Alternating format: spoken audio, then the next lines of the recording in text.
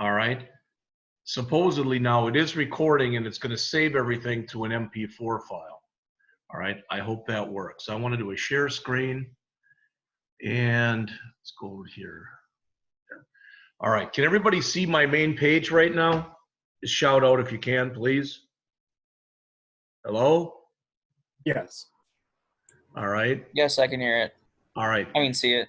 Okay. Is there anybody who does not right now see my inside ranking page on their screen? All right. So I'm going to start off with this.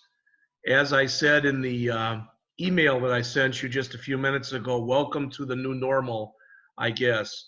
What I was asked to do last week was to update the syllabus for the next 2 weeks, but I instead decided to do it for the rest of the semester. So the first thing I want to do is quickly go over that. Yeah, I know you can read it yourselves, but I just want to make sure everybody gets this. All right. Today, we're probably going to, most of these class periods will probably last about 2 hours. All right. And once we're done, I'll remain on. I'm trying Zoom. This morning I tried Google Hangouts and I had problems with taping that. So I'm trying Zoom now. But it lasted 2 hours this morning and I would imagine it'll be about the same now. When we're done, if you want to leave, you leave. That's totally up to you. But I am going to show you a few things, and basically they're what I've sent them to you today also. All right, and we're gonna also we're gonna talk a little bit today, if you may or may not remember, about Balsamiq Mockup. We're gonna talk about it again, talk about the project you're going to be doing, and also go over Unit 5 in the book. All right, and by tomorrow, probably sent out later today, but by no later than tomorrow, I'm going to email all of you your next assignment. All right. And you will have a lot of time this week to work on that. All right. One thing I tried telling the people here from Rankin is, well, a lot of the time that's in here, we spend as lab time. I'll go over a topic, then I'll give a lab, and they were like, well, that's fine. But you have to make sure that even if you're doing that, you make yourself available during the entire class time to students. So what I'm doing is I'm going to keep this meeting up unless it goes off, and I hope it doesn't, until either 4:25 or until I look and no one is still signed in. Now, the plan is, that's the plan for this week. Next week, we're going to work on an extended resume app, which says I better have it done by then because it's only about half done right now. You guys are going to have a lot of code you're going to have to put in. And if you say, well, that isn't fair, I'm putting it in myself. I'm not getting this from something. I'm not copying this from something. This is code that I'm putting in. So that's going to take up most of next week. All right. Also, even though it says today, it'll be tomorrow, you're going to get part 1 of the project that you have to work on. You're going to get the specs for part 1. All right. So that'll be this week. The resume app will be next week. The following week, week 13, we'll go over part of Unit 6. And it says there you'll have a hot the next day on Units 4 to 6. It'll be just on 4. Unit 6 is on unit testing, but I do want to go over a few things that are in there with you. All right. Then if you notice, we're not going to go through Unit 7, and that's on being able to run asynchronous tasks. So in other words, it's running stuff in the background. You can look at that if you want to. You feel free to use it, but we're not going to go over it. And we're also not going to go over Chapter 8, which is referred to as broadcasts and receivers. Rather, we're going to jump right into Chapter 9. And once we get into Chapter 9, we start talking about how we can save information permanently. And the 2 basic ways of doing that, usually what you think of are either files or databases. Well, what we're going to do in Unit 9 is we're going to talk about another way that's sort of a cross between the 2, and it's known as shared preferences. And we will go over that and spend quite a bit of time on that. And then finally, we'll make our way into Unit 10. All right. And Unit 10 is on SQLite. So we'll talk about actually using databases. So what I want you to get out of that, what I just told you, is what? Covering Unit 5 today, covering Unit 6 in a couple weeks, then going in and doing 9 and 10. But when you look in here, I want to make sure no one's surprised. Your next hands-on test will be 2 weeks from tomorrow on the 7th. All right. After that, we'll have one more hot at nearer the end of April. And I know a couple of you have emailed me and have asked, you know, like, what's going on?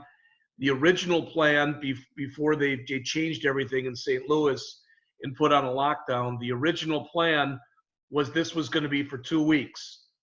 But now we're being led by St. Louis. I wanted to go in today and do my lectures from the actual classroom. They don't want anybody even going out unless they really have to. All right.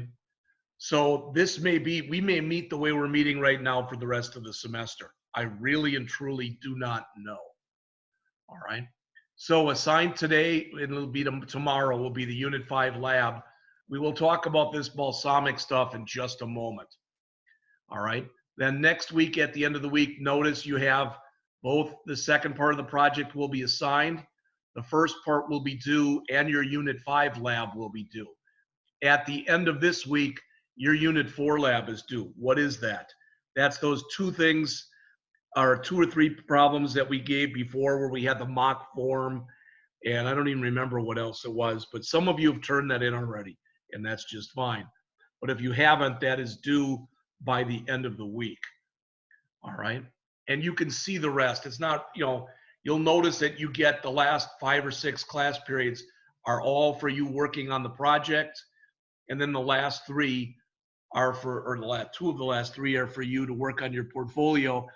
The project presentation, I'm not even sure if we can do that or how we can do that. I really and truly don't know. All right. But I'll be looking into it. All right. So that's first thing. Second thing, I sent you all an email today from this right here. And hopefully you can see it on the screen okay, at least. But there's a couple documents I want you to go over in here. So where are they? One is called Balsamiq Mockup First Project. The other one is called Creating a Mobile Application. They're both Word documents. And with both of them, bring the other one up first. This one is literally that. It goes through you actually creating a website, a 4-page website with Balsamiq. And if you say, I don't even know how to do that. Well, there is another handout that's in here. All right. And it says,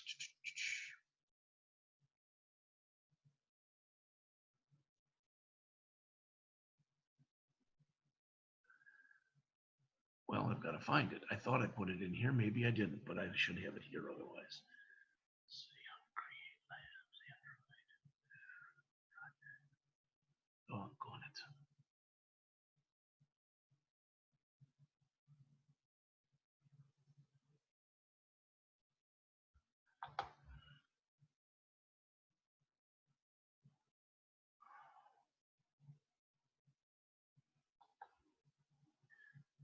Well, that's a little embarrassing, isn't it? All right. Let's suppose that you have absolutely no idea what Balsamiq is, how to use it, etc. All right. Well, I can always go out to just balsamiq.com, and you can all do this, but you don't have to do it right now. Okay. If you go out there, there should be someplace out here. There is a download the desktop app right there. All right. After you've downloaded the desktop app, you're going to have to go and start up the project. I've already got it on here. All right. So as an example, it's going to come up. So if I were to do a new project, it's going to come up, then it's going to look like this for you. All right. But before you can start using this, you have to register it. So you'll have to click help and you'll have to click register. And again, I sent you an email earlier, and I'll send it out again along with this document that's got exactly what you put in here for the license name. It's like rank in 2019. And then it's got a really long license key that's about 20 or 30 characters. Once you put that in, you're able to do virtually anything in Balsamiq Mockup. All right. Then I want you to go through these two documents. The first document that's in here, this first project, is just that. You create a fictitious company website with 4 pages on it using Balsamiq Mockup. It walks you through the entire thing and it shows you exactly what it is you're supposed to be doing. All right. And it's about, I don't know, 15, 17 pages long. You create a home page, you create a product and services page, you create an About Us page, you create a contact page. And to try to even make it a little bit easier for you, I showed you what I did for mine. And I'm not saying that mine are fantastic or whatever, but there is the product and services page you will, or the home page you will create.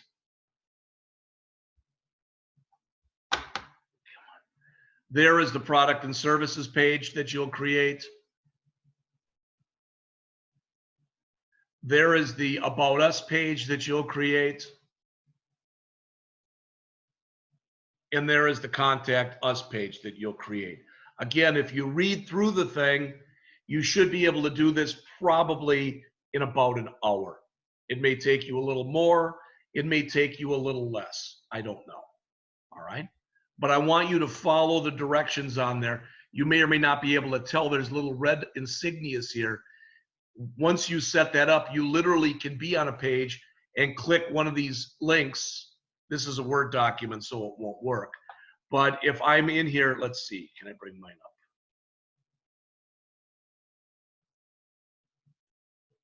So here is my exact thing. So if I go through this and actually run it, all right, notice now I can come in here and I can go to my products page and I literally change pages. I can go to the About Us, I can go to the Contact Us, I can jump back to home, etc. I want all of that to be functioning on yours. Why? Because we are going to wireframe what you are creating for your final project. Yes. We can't see what you're talking about. We're still on the web page. You're still on the web page. All right.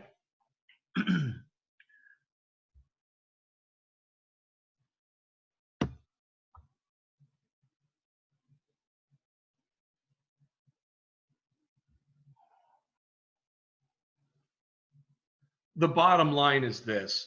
I emailed all of you today a copy that's got all of this stuff is on it. All right. And there is a demo on there that will show you how to do both the web page and how to do the mobile application. They're both in there. All right. So take a look at it, hopefully by tomorrow. And if you have any questions, then you'll have to let me know. All right. Hopefully that's fair enough. All right. Okay. So is this the page everybody's on with that's got the stuff for the website? You know, as far as the updated schedule? Christian, is that what you're seeing? Yes. Okay. All right. I guess I should have hit new share right away and I didn't. So let's see if I hit new share like that. Now can you see creating a mobile application? Yes. All right. So this is what you're going to create right here. You're going to create a fictitious website for a bank, and you're going to have to put all of this stuff in. They walk through in this. It's about a 15-page document, exactly what to do. Mine doesn't look exactly like this. Yours may not look exactly like this. You can take some poetic prose if you want and make it look a little bit different, if indeed that's what you'd like to do. All right? Okay.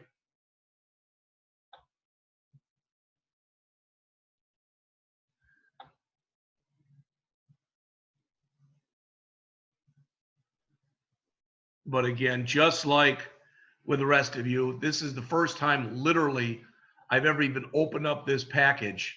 I'm not making an excuse. I'm just telling you the truth. So if I fall, fall behind or whatever, I'll do the best I can to catch back up. And thank you for giving me that message. You got to let me know that stuff. So, all right. Let's see. I'm going to try a new share right now.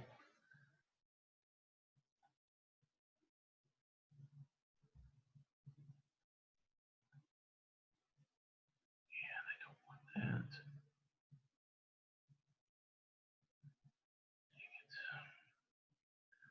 all right. What I'd like to do is to take a little bit of time and go through Unit 5. All right. I'm going to try to bring that up on my screen. You're going to have to bear with me for just a minute, see if I can find it.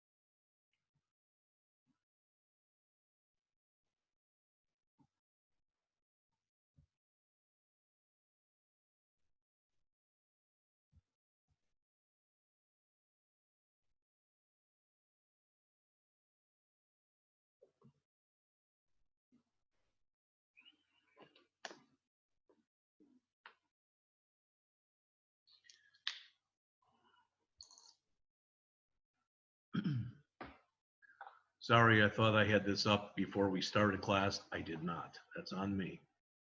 So.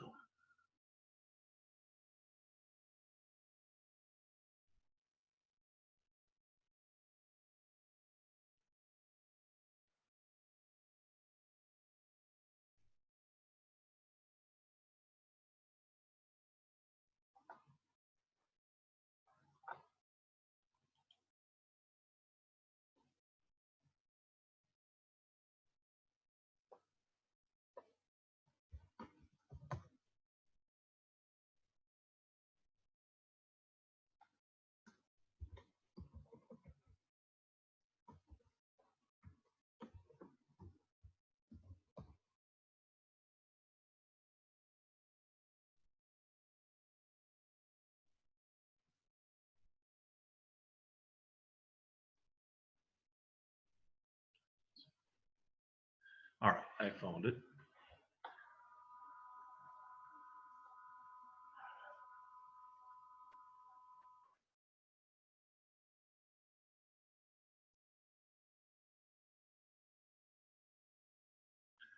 All right, are you all now able to see where it says 5.1 drawable styles and themes? Anybody? Oh, we're in a chat. You might be able to pull it up. You're in a chat. Okay, I didn't start a chat, but It's on Zoom.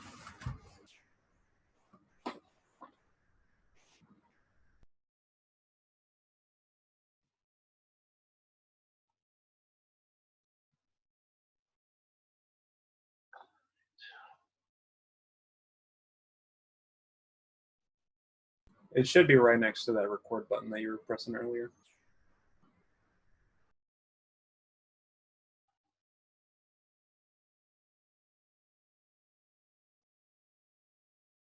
should be right here.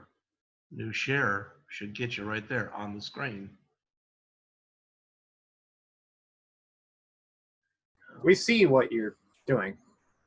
Okay, can you see this? Can you see where it's the 5.1 Drawables? Yes, that's where I want you to be. All right. Okay. All right. So if you look up on the top of the screen, if you do not have this document yourselves, what I'll do is after the period today, I will take this and make a copy of it and forward it to you. If you say, no, I don't need it, then just throw it out. All right. But what chapter 5 is about, as you can see, drawable styles and themes. Let's very quickly talk about what those are. All right.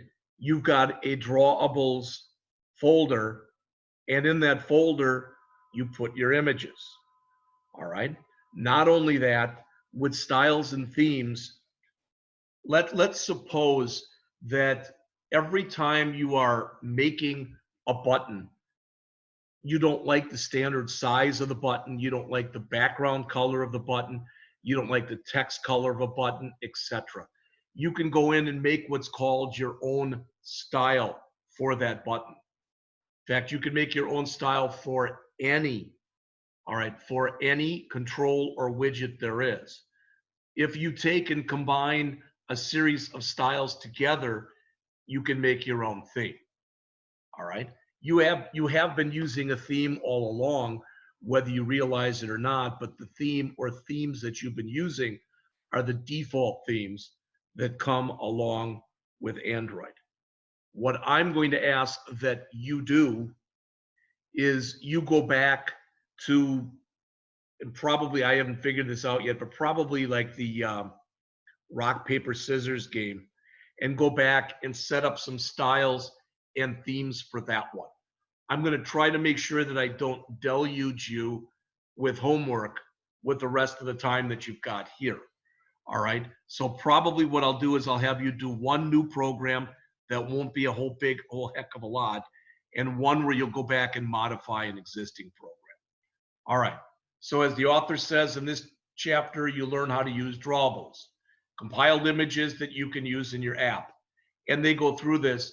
I'm telling you, feel free to read it. I'm not going to go over any of this other than what image files are. Now, you may or may not be aware of this, and I'm not asking for a yes, no, but you may have noticed that a lot of times today when you go out on Google Images and you copy if you go out on Google Images and you copy an image, typically we're used to those images being either a JPEG or a PNG. But today, a lot of those images, as you create them, they will tell you that they're a WebP. All right. And WebP, we've removed it for good. All right. With WebP, those are actually the best kind of images to use with Android. The reason is WebP is Google's new image type, and WebP are designed to work well with Android applications. So if you want your images to look as professional as possible, it's recommended that you use WebP images. There are also converters, free converters online. I don't have any up right now, but you can actually take and convert JPEG files to WebP or PNG files to WebP.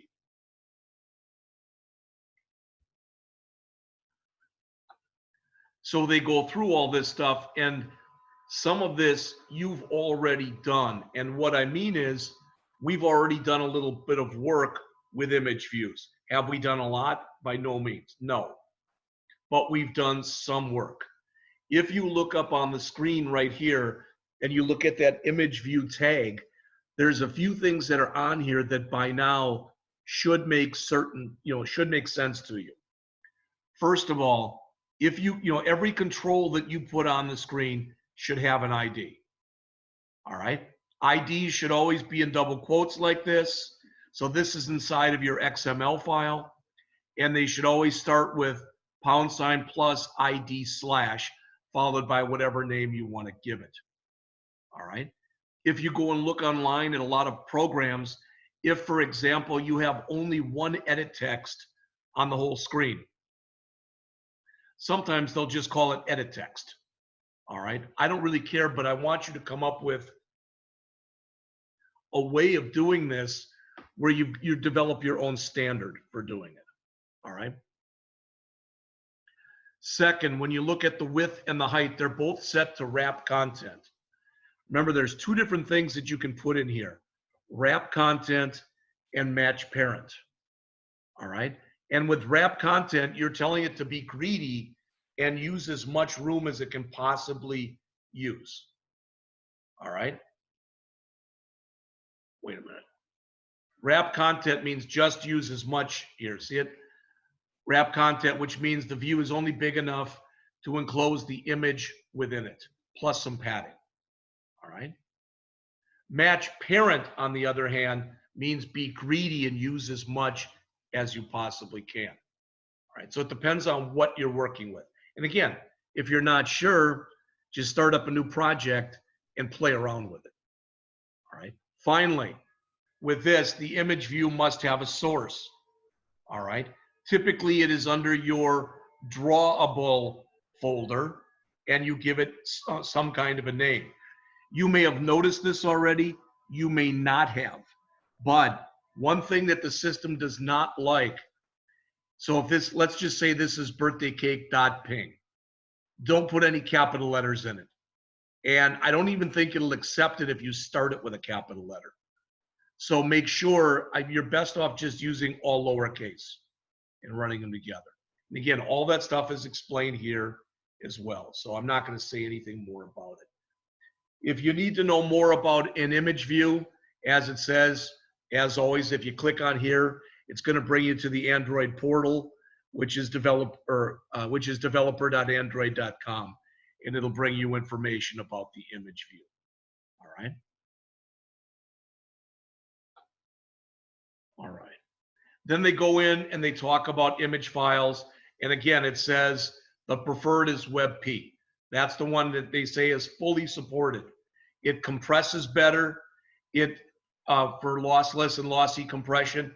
If you don't know what those are, and we did talk about those back in the days of AWD1112, the first class that you took, and that is with lossless compression. Basically, it tries to compress it as much as possible and not lose any of the quality. All right. So if you want more on WebP, as it says, it's right there. All right. Then they go into this big, long song and dance about 9-patch files. So they have stretchable regions, rather. I did read this. Maybe you did, maybe you didn't. All right.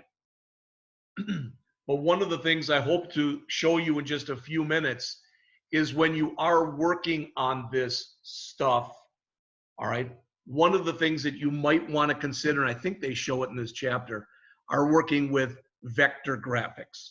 Because when you work with vector graphics, as you change the size of your screen, the size of the image automatically adjusts. All right, so that I want to talk about. But this, I mean, there's nothing wrong with any of the stuff that's in here. I just don't know whether it's worth us spending our time. You know, layer list, so you can draw things and, you know, basically have 3D type of effects if you want to do that. Shape drawables for just that. Some of this stuff looks very similar, or should look very similar to you in what we saw in the AWD1000 class, such as a gradient that they show right here. Now, do I expect you to do that stuff? No, unless you want to. All right, but they show you how you can set that up. They talk about a state list here. So if you want your image to look different, depending on whether or not you're holding down on it, whether you've got the focus, whether you're hovering. Again, these are very, very similar to the way that we set up the pseudo classes. If you remember our CSS pseudo classes that we used in the AWD1000 class. All right.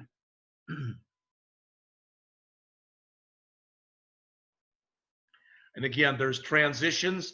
This is something that you might want to take a look at if whatever you're going to do for your final project, if you're planning on doing any kind of animation, you might want to look at that. All right. So the vector is what I mentioned to you earlier. It says you can define vector drawables, which are images defined by a path. All right. It scales without losing definition. That's the key thing. All right. Now, if you run through what they talk about here, and this is what I want to show you, it says to bring in an existing vector image or a material design icon into your Android Studio project as a vector drawable. This is what you're going to do. We'll talk about it in just a second. You may or may not have heard about this. All right. It's recommended today that as you create your own Android apps, that you use material design. What does that mean? Well, one of the big things it means is you do not have to go in and use Android's color scheme.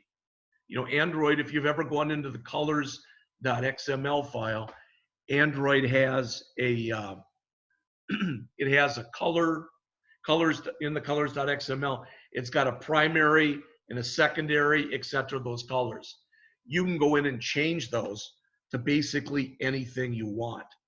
But we are going to talk in one of the later chapters about material design, what you do and how you do that. All right.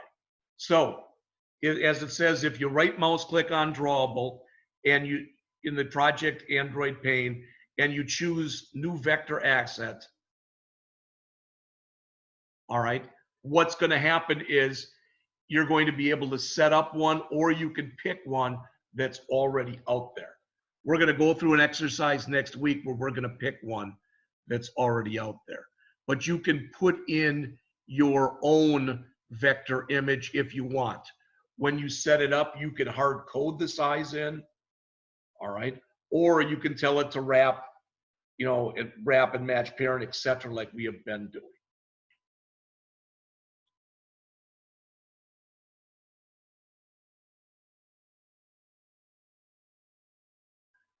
As it says, Android Studio, when you set yours up, we'll show you a preview of what that'll look like. And then you should be able to see that as you stretch it, it stays and it pretty much looks like that regardless of the size your screen is.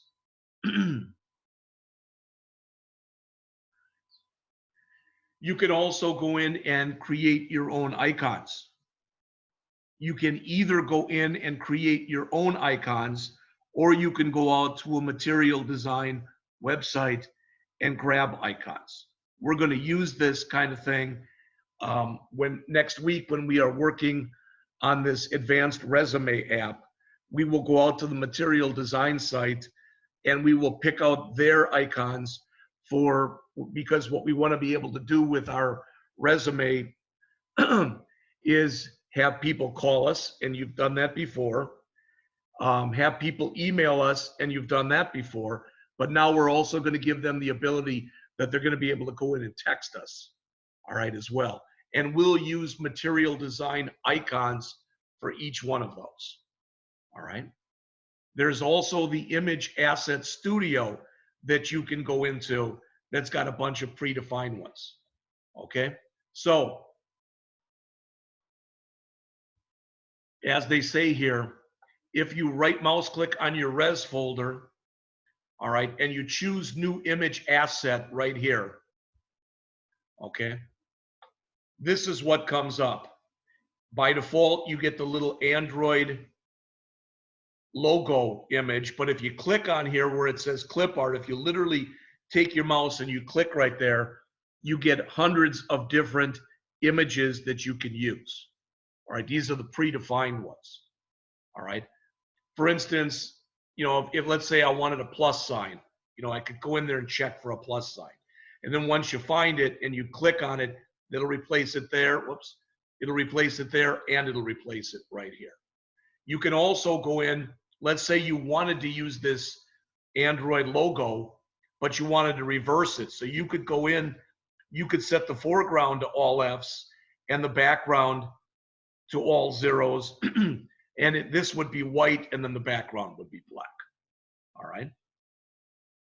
Now, when you go in and you get ready, because we still have to have this lecture too, on how to actually take your project and put it out on the Google App Store, then typically that's when these are going to come into effect. And what this is is this is the same image that you save in different sizes.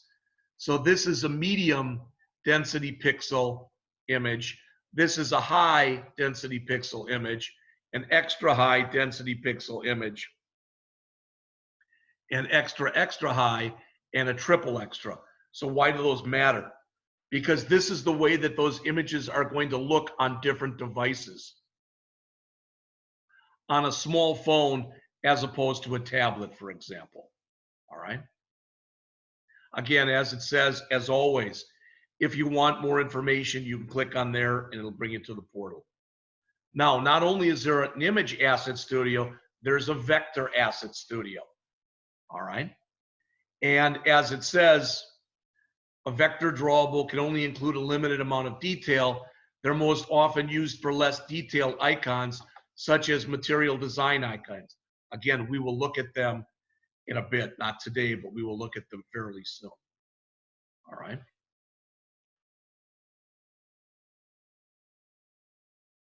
So you can see it looks similar to what you saw, but whereas before we came in and we choose image asset, now you come in and you choose vector asset. And again, what's the big difference between the two? Typically, vector assets, they scale better. All right, they scale better. I do think the disadvantage of using these is I think they take up more room.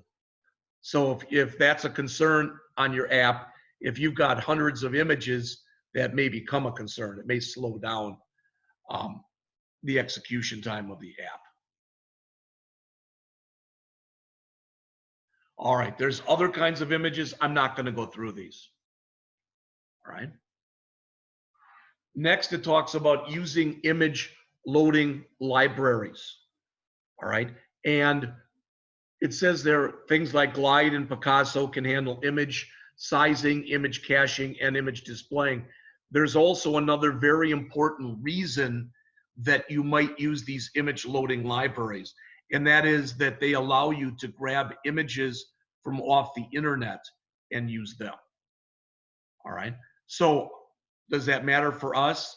I'm hoping we're going to be able to use Picasso in the revised resume app that we're going to start working on next week. All right. And we're not going to use Glide, but we'll use something that's called circle view. So we'll take the picture that we have of us and it'll show as a circle. Not that that's a big thing one way or the other. I'm not going to go through this thing on Glide. I'd be lying if I told you I've used it. I've used Picasso by itself, but I've not used Glide rather. All right. Next, they come through here, and as you can read, I don't want to read to you, but they talk about ways that you can come in here and make your app work faster. All right. One of them, as they say, is to cache images. All right. So it says when your app fetches an image, it uses a lot of data. So you want to make sure it starts out as small as possible. So you want to use the smallest sized image you possibly can. Also, if it's a really simple image like a logo, all right, you probably don't care as much about the quality, and you can't even use GIFs if you want to in here. All right.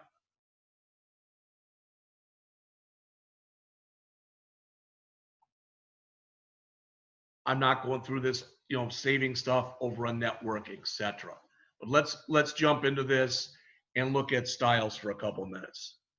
As it says here, a style is a collection of attributes that define the look and format of a view. What's a view? Any widget is a view. Not only that, the actual activity itself is a view. All right. So anything that you put inside of an activity, you can style and make it look the way you want. They give an example here, and they say if you've got several text view elements on the page and you want them all to have not the standard size and not the standard features, but your own, you can use styles. The advantage of doing that is that the stuff is kept just in an XML file, and it can be applied, and you don't have to keep doing the same thing over and over again.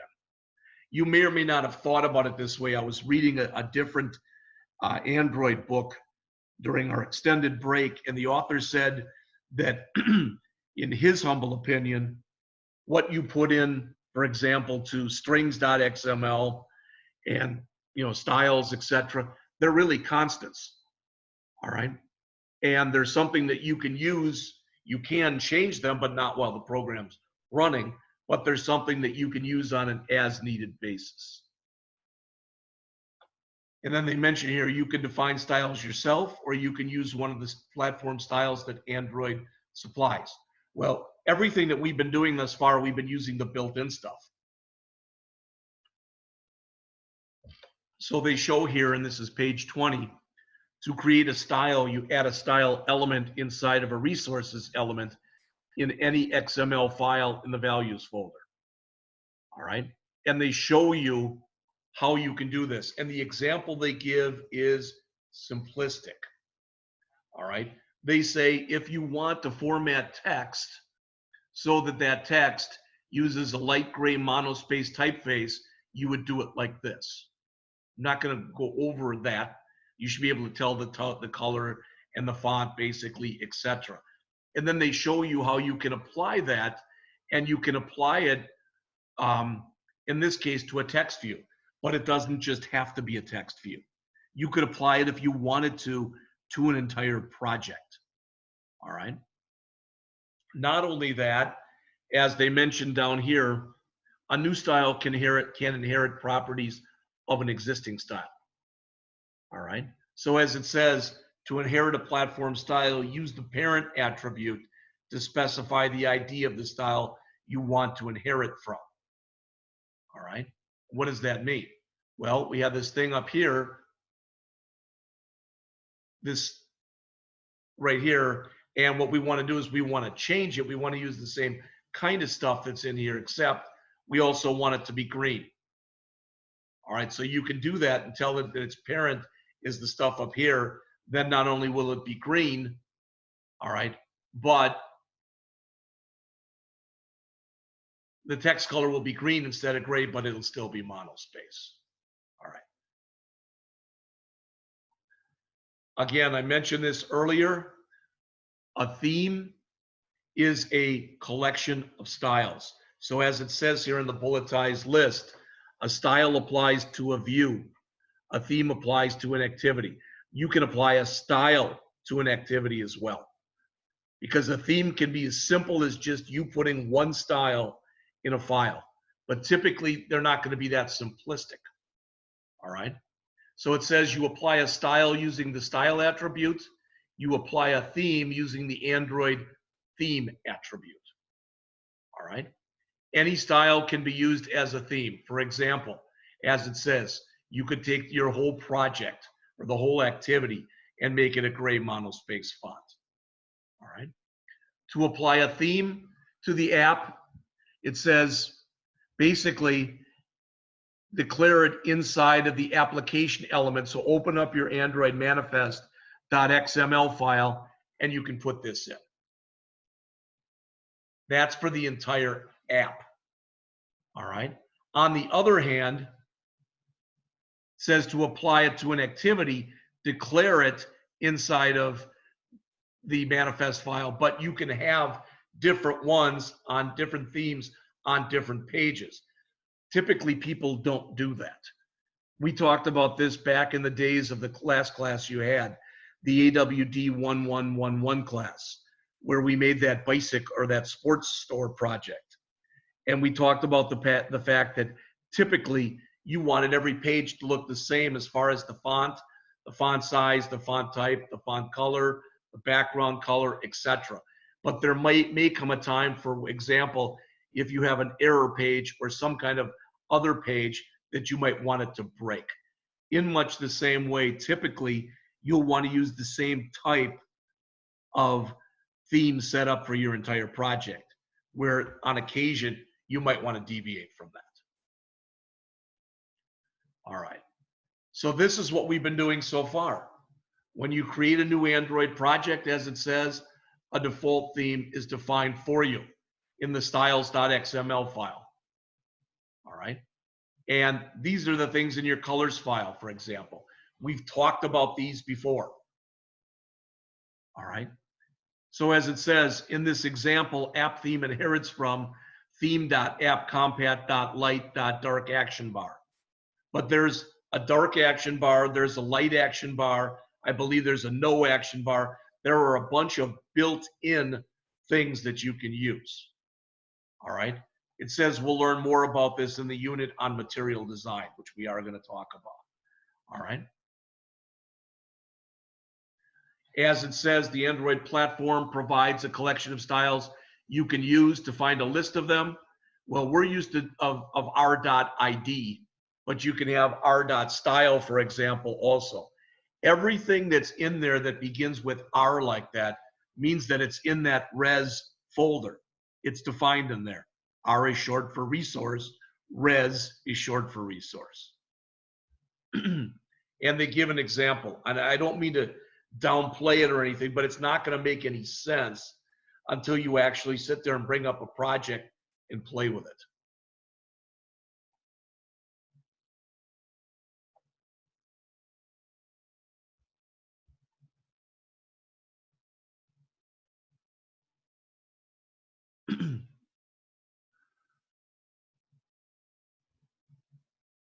All right, the next section is on material design. I've been droning on for about 55 minutes.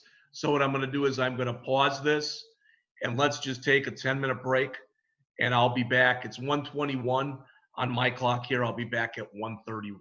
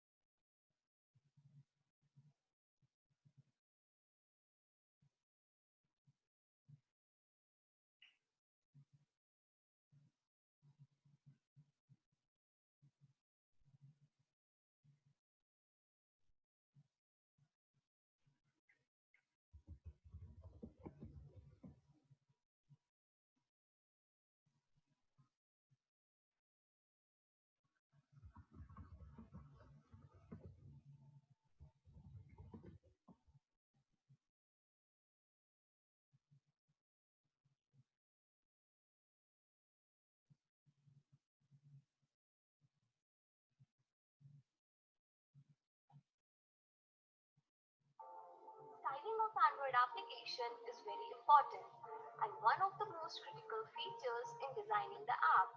To make this difficult task easy, I have come up with this course of Android material design.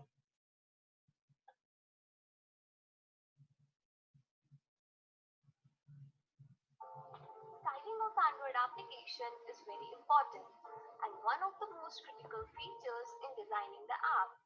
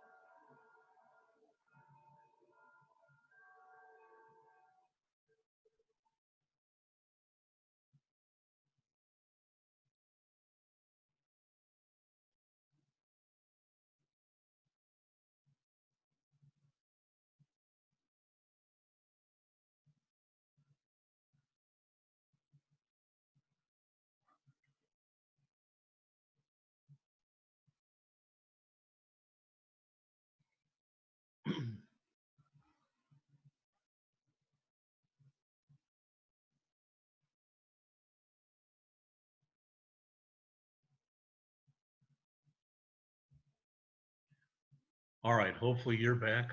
I never went anywhere, but I'm going to continue on.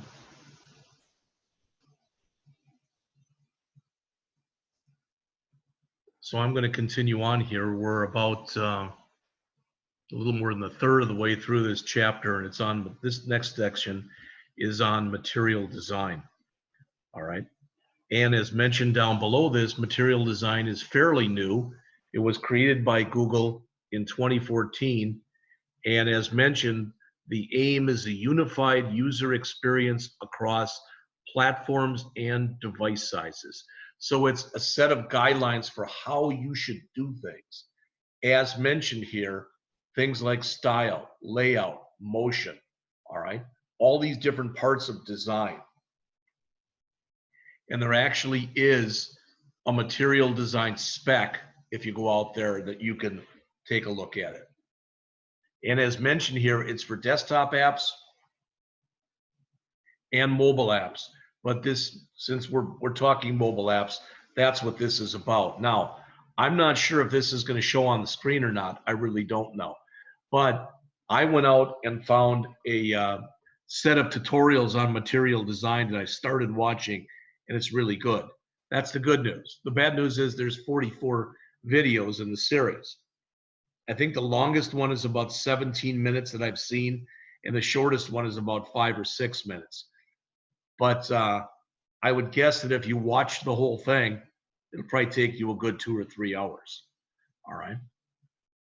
So as far as the principles of material design is mentioned right here, elements in your Android app behave like real world materials.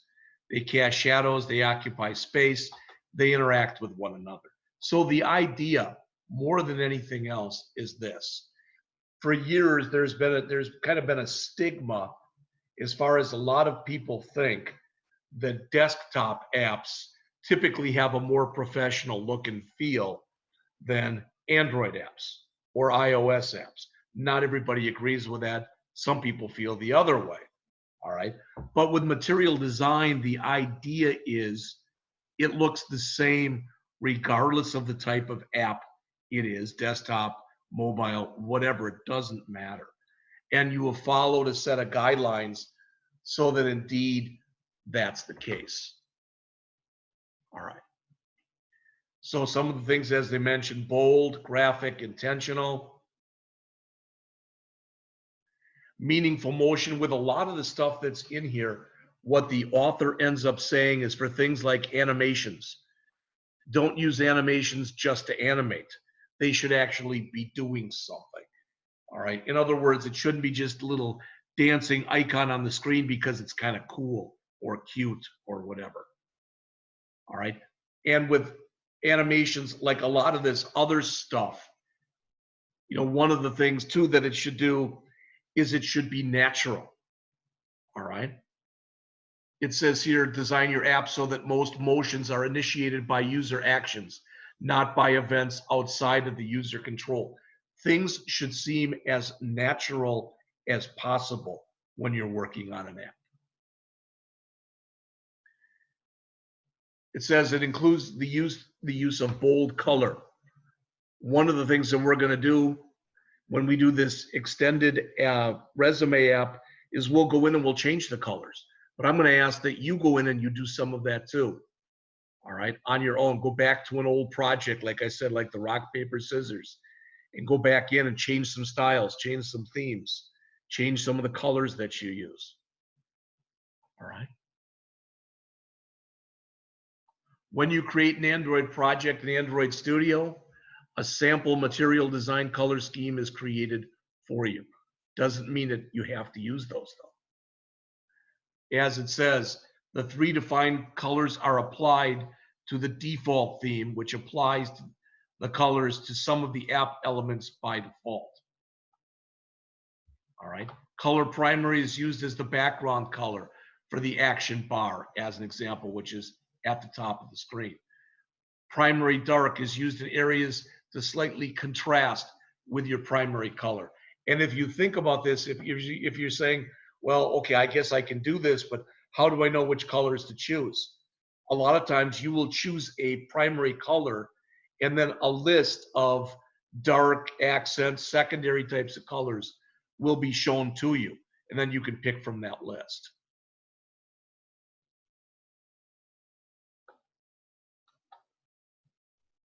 So they give an example here, and it says in this screenshot, the background color of the action bar uses the indigo. All right, the status bar uses a darker shade, I guess, of the indigo, and the switch on uses an accent. Right? But again, you can redefine those if you want to. All right. So they show you this here. It says, here's how to use the material design color palette in your app. Pick a primary color from the material design color palette. And as it says, all you need is the hex value that you want to do, and you want to put that into color primary. Don't change the names of those. Use color primary, use color accent, etc. Don't change those names. You can change the hex values that are in there, but don't change the names, because Android's depending upon them when you are actually going through when it's going through the app. As it says here, changing the values in colors.xml automatically changes the colors of the view elements, because the colors are applied to the theme in styles.xml. All right. Make sure all of the text on your app contrasts with its background. You've heard me just blather on and on about some of this stuff in other classes even, but again, approximately 10% of the world is colorblind. So you want to make sure that the color of your text is not so similar to the color of your background that it's hard to see. That's one of the reasons, for example, like with the book that I'm showing you on the screen right now, this online text, the most popular way of doing it is still a white background and black text.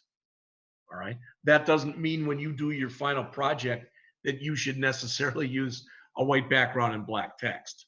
All right. I'm just telling you, especially for something like a book. All right.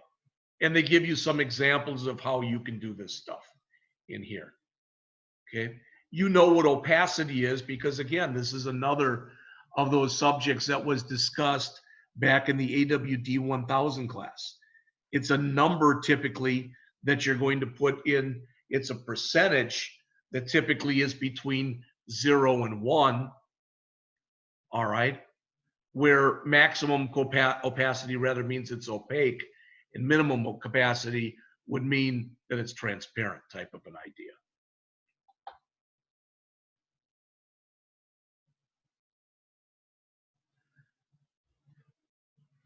All right. How much you're going to end up getting into typography is totally up to you. All right. It says Android supplies a type family named Roboto, created specifically for the requirements of the user interface in high-res screens. Does that mean that you have to use that? By all means, no. All right. You can come up with any font, type, style, etc. that you want to use when you're working on, not on just on your projects, but on any homework assignment. I don't care. As long as I can read it, it doesn't matter to me. Typeface, as it says there, there's different weights. What you'll notice as you look at it, they get darker, okay, when you're working with bold, and you can work with italic as well.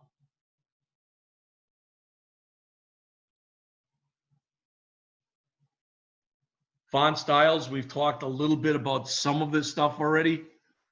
All right. Do you want to set something up for accessibility? Again, one of the things to think about, all right, one of the things to think about is who's going to be looking at your app. Kids as opposed to senior citizens. We've talked all that up. All right. And are they going to basically be using a phone, or are they going to be using a tablet? All right. And you can say, well, it could be kids or it could be adults. They could be using a phone or they could be using a tablet. Well, then what you can do if you want to is you can set up different styles based on the type of device that they're using. So it says, be careful not to use too many different style or type sizes and styles together in your layout. just starts to look blotchy if you do that. It's just very hard to see what's what. Now, I've never done this, but they talk about downloadable fonts in here. And as it says, an alternative to bundling fonts is to download the fonts from a provider app. I would see no reason why you couldn't use any kind of a Google font that you wanted in an Android app. I've never tried it just because I've never had the reason to, but I don't know why you couldn't do something like that. All right. You specify view elements in your app's UI in a layout resource file. This isn't, to me, isn't that important, except they talk a little bit more in here about what DP is, all right, and SP. A DP is a density independent pixel, and SP is a scalable independent pixel or density pixel. Some of this stuff in here, I've never dealt with any of this. Keylines, outlines in a layout grid. I've never done anything with that, all right? But much of the stuff that's in here, as you can hopefully tell, is very aesthetic in nature, all right? In other words, depending upon the type of project you were working on, you might use a lot of it, you might use none of it, all right? The material design guide includes components and patterns that you can build on to help users intuit how the elements in your GUI basically work, even if the users are new to the app. Well, what does that mean? That means that you can set things up so that it looks natural, all right? It says use material design patterns to guide how you format dates, times, and other things. There is a whole design support library. As it says, it adds support for various material design components. You have actually used some of this. Why? Because it's built in or baked into the system itself. All right. We may have talked about this before. We may not have. I don't remember. But I'm going to pretend for the next couple minutes we have not talked about what a fab is. A fab is short for a floating action bar. All right. When you go in and you go into Android, and I can do this and hopefully, but you probably won't be able to see what I'm doing, and that's fine. But if you start up Android Studio, and when you do, you go in and you start up a brand new project. So I don't want to open an existing one. I want to start up a new one. It's probably going to load an existing one in here, so I'm just going to close it right away. So I do a file, close project, and I start up a new one. It asks right away, and you know this, we've been choosing empty activity from the get-go in here. But if instead of empty activity, you choose basic activity, then what you get is this fab or floating action bar that by default will be way down here in the bottom right-hand corner of your screen. Who cares? All right. Well, it is one way that you can set it up that if you want to go from screen to screen, it's one way that you can do it. All right. So you can make it do different types of actions based on that. Okay. When you do this, it's going to add some more code in there, all right, that you've never seen before. In fact, by default, when you put in this fab, if you click on it by default, over here, it's going to put a message over in here someplace that says, you know, add your own code here. And actually, this is called a fab, a floating action bar. And this area that's the right here that comes up is called the snack bar. All right, I don't know why they use those names, but they did. You can go in and you can add a fab to an existing document if you want to. And they show how you can do that right here. All right, you can add it. You can tell what you want in there. That's going to suppose you already have an image of a plus sign. All right, you can say how the size that you want for it, etc. So there's a lot of stuff that you can do with it. Notice there's even an elevation. All right, so you can make it look a lot more 3D-ish if you want to do that. All right, some of the rest of the stuff in this chapter here, I personally have done very little to nothing with, such as navigation drawers. As they say, it's a panel that slides from the left and contains navigation destinations for your app. All right. What we're going to do, or what I'm planning on having us do with this extended resume app that we create, it's actually not going to look that different, the top of it, from what you see here. You'll have your picture there. Up here, you're going to have your 3 icons for telephone, email, and text. Then down here, in where they have this area right here, you're going to have 4 sections. One will say profile, which will have the information that goes on this home screen, so to speak. Then you'll have another one that'll say education. And when you click on it, this stuff will slide over and you'll get some information based on your school. All right, right. For most of you, it's just ranking. Some of you may have gone to another school. All right. You could, I guess, if you wanted to, put your high school in there. All right. Then we'll have a third one that'll say projects.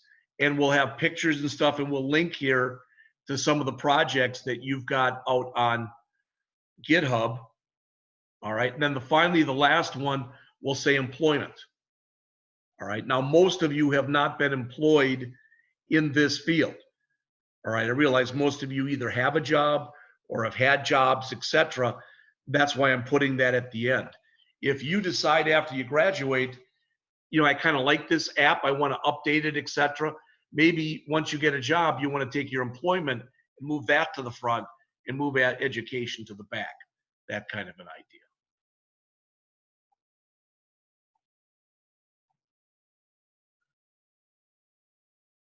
I already told you what the snack bar was.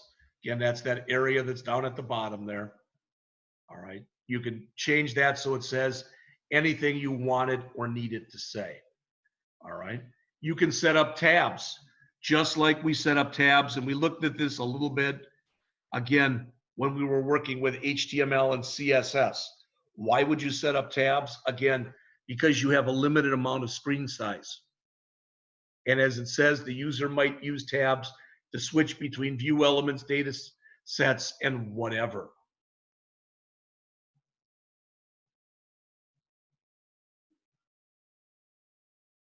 All right, this isn't what I'd consider to be tabs, but that's what the author has.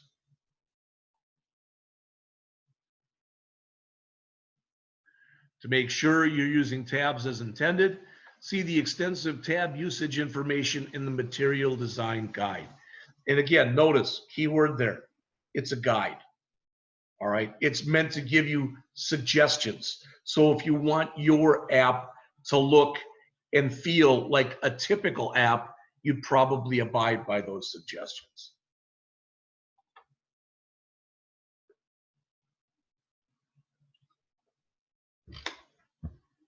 In the newer versions of Bootstrap, they've replaced what used to be called a well with something called a card. All right. And what's a card? It's a card, and there is similar to a card that you see on the screen right now. And what I mean is, as it says, it serves as an entry point to more detailed information. So you can put a collection of cards on a screen, or you can have each card on its own screen. And you can click on here to have it go do other things.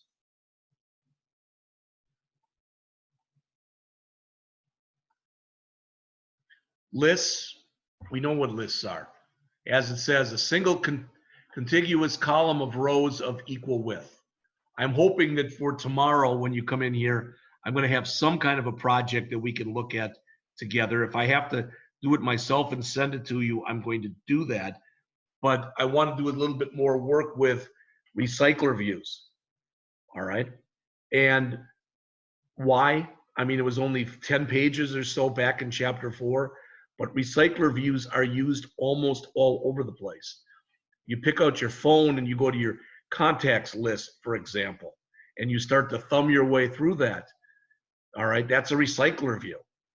And if you stop and you click on a contact and you get more information, that's typically how they're used. Recycler views, they're the heir apparent, or they've replaced what's called a list view. All right. And recycler views are harder to use because with list views, you could have an adapter. You didn't have to. With recycler views, you have to have an adapter. And recycler views take a little bit more work to set up, but it's worth it because they work a lot better than list views did. List views, when you had too many elements, they tended to kind of freeze up. Recycler views can handle thousands, if not more, different things inside of a recycler view. All right. Next is motion, and as it says, if you're going to work with motion, if you're going to have stuff moving around, whether it's make it natural. All right. As it says, the motion and material design must be responsive. It quickly responds to a user input. It must be natural. All right. It says, for example, real world forces like gravity inspire an element's movement along an arc as opposed to a straight line. It should have a natural look and feel to it. Aware.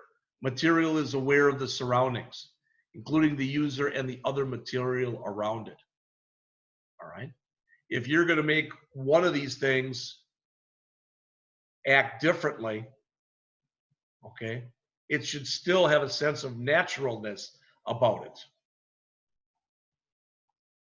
Intentional. Movement guides the user's focus to the right place at the right time. You'll notice that when I put my mouse wherever it was, that it was showing some stuff. If I wanted to be able to click on this and get more information, and it looks like this, then probably the focus should be either someplace in here or in the middle.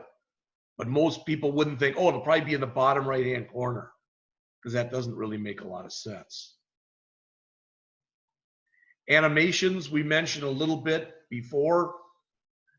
And as mentioned right here, there are 3 ways you can create an animation in your app: properties, views, and drawable animations. All right. Now, I've had students who've done some animation work before when they've created games and the like in the apps that they've created for their final app. I've done virtually nothing with it. All right. As it says, property animation changes an object's properties over a specified period of time. View uses start points, end points, rotation, and other animations or aspects of animation. And drawable lets you load a series of drawable resources, all right, to create an animation. That's the one I've always said. It's kind of like if you've ever done that as a little kid, when you draw different things in a book. All right, I used to do that as a kid. If you get like a pocket book or something, and you made it look as you went and you thumbed your way through the book, it made it look like there was a rocket that was starting on the ground and was eventually going up in space. That would be a drawable animation type of thing. All right. Touch feedback, as it says, provides instant visual confirmation at the point of contact when you interact with the UI. All right. Now, is there ever going to be a reason for you to use anything with touch? It depends, I guess, on what you want to do for your last presentation. All right, for your last project. I will tell you, it's interesting. I watched part of a webinar last week on iOS development because I'd like to get back into that. All right, and the guy was mentioning that one of his students, because it's a recruiting thing too, but one of his students started with him when he was 14, and now he is 16, and he's just created 2 new apps. And supposedly, at least I didn't look to verify this, but one of the 2 apps is now the number one selling app out on the iOS Play Store. All right, the kid's 16. All right. I'm not going to go and read through this stuff.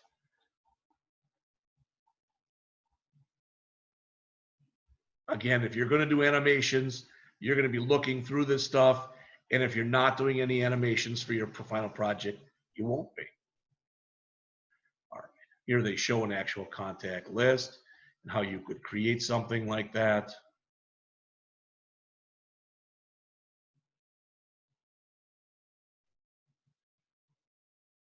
And the last part of this chapter, section 5.3, notice it's resources for adaptive layouts.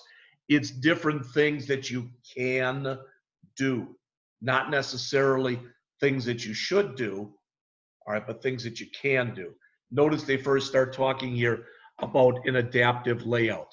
And they say it works well for different screen sizes and different orientations, all right?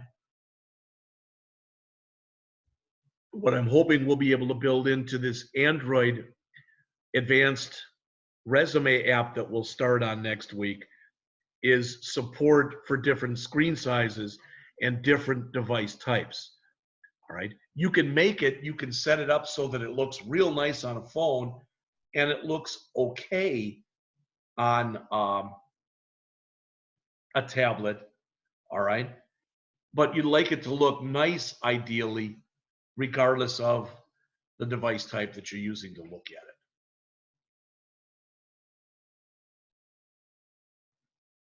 Externalizing resources, as it says there, you're taking things and you're separating it away from the code. Grouping is almost the reverse. You store all of them in your res folder. That's what the res folder is for. And even though we haven't done it, you can create other things. You can create additional folders in the res folder if you want to. You can create subfolders out of layout, etc. All right. We will do, hopefully at least, we'll do some of that stuff. All right. And they give you examples of resources in here. I'm not going to read through any of this stuff.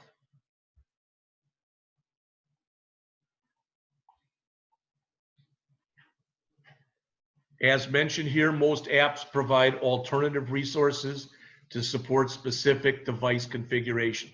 For example, you could set something up so that it would work landscape with a tablet. Okay, so you could set up a whole folder that would do that. So what you would basically set up inside of res, you could have like a land tablet type of folder in there that would set up that kind of stuff.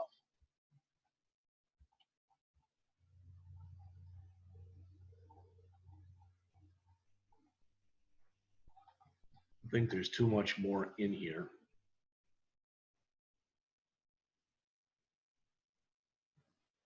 Yeah, they show you how you can create alternative resources. Again, most of the stuff in here that we've been looking at for this class falls in one of three things. Either A, it's fairly simplistic, and it means that we probably have looked at it already. On the other end of the spectrum, it's something that is maybe very complex, and it's something you'd use only for a certain type of application. And with most of those, we're not going to talk about them at all. And then there's the stuff that falls in the middle, all right, which you may or may not use depending upon the type of application that you're creating. And that's some of the stuff I want you to take a look at, all right? So here they talk about screen orientations. And I mentioned land, for landscape, port for portrait, etc. You can go a lot more into this stuff than we have done. In other words, you can set up under your res layout, as it says, for example, the res layout port would contain layout files to use when the device is in portrait mode, whereas land would be it's in landscape mode. But not only that, that just supposes that you have a port and a land. You can have a port for phones, a land for phones, a port for tablets, a land for tablets, and there's different size tablets and there's different size phones. So you could do whatever you want to or need to do for that.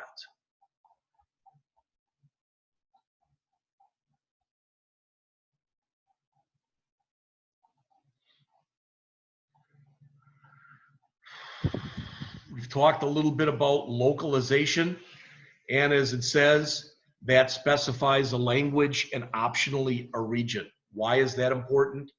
Well, notice here, there would be where you'd be putting strings in, for example, if you wanted them configured for French.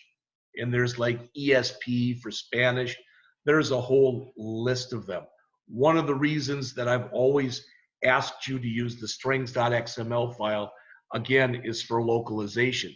You create an app and you don't think it's that great, but other people fall in love with it. So you decide that you want to make it available in other languages. Well, then you create other strings.xml files, all right? And basically, based on the region then that you set, it'll go and update all of your strings for that particular language.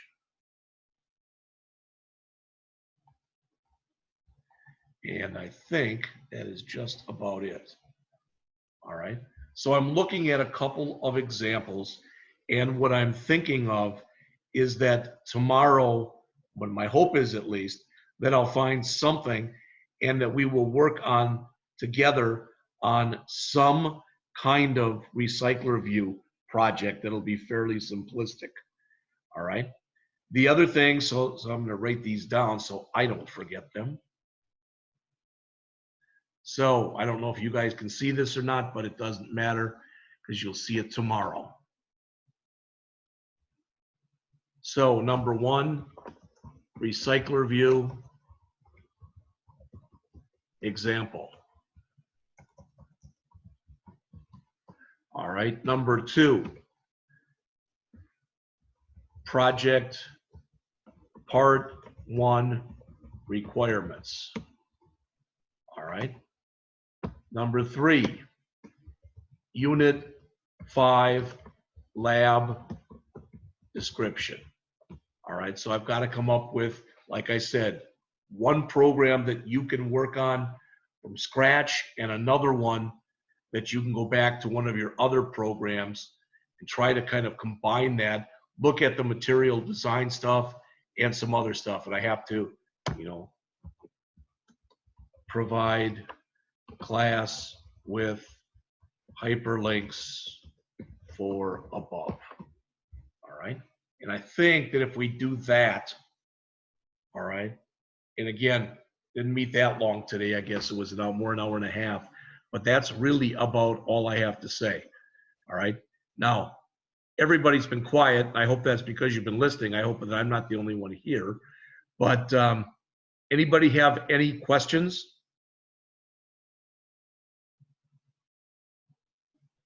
Are you still, what's that? No questions here. All right. Okay. Like I said, this is going to take a while for everybody to get used to. All right. We'll do the best we can with it. The people this morning actually liked it. All right. I don't know about you guys, but it's going to be interesting if nothing else. All right. So I will talk to you tomorrow. You're welcome to stay on the line. And if you have questions, feel free to email me. Everyone should have gotten a copy too of my cell phone. I have no problem with you calling or texting me. I do ask that you don't do it after 10 o'clock at night. All right, so between like 10 and about 5 in the morning. Other than that, it's fine. If there's no other questions, you're welcome to stay on as long as you want to or need to, or you can drop off right now. I'll be on as long as there's still some names on the side here. All right, otherwise I will talk to you tomorrow. Thanks.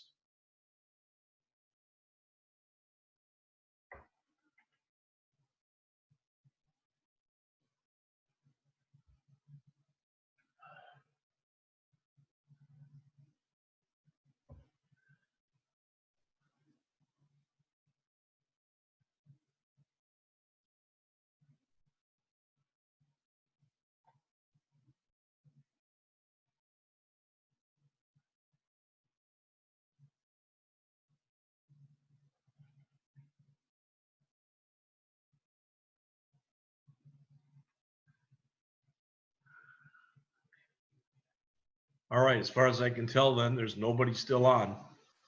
Okay, so I'm going to stop recording right now.